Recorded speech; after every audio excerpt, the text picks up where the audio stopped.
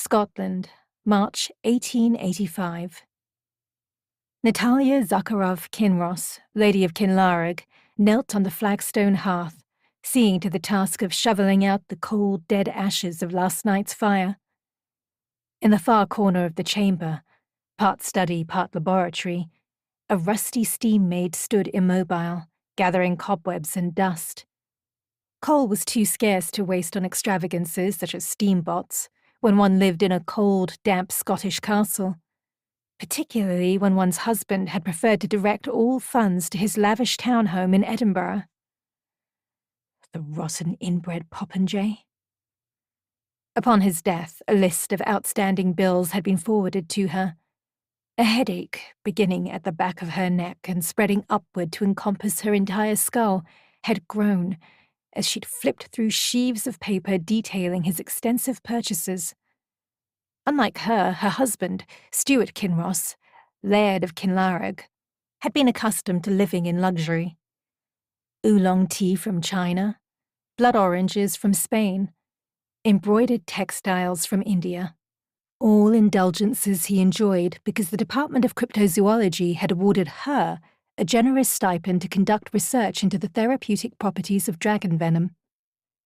But the funds were deposited in her husband's accounts, affording him complete and total control. The paltry amount he had allocated to his wife barely covered basic research and household expenses.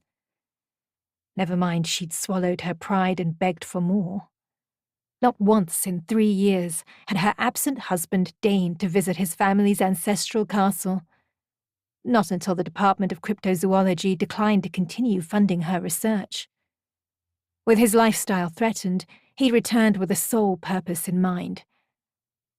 Frowning, Natalia sat back on her heels and studied the treasure trove heaped within the fireplace.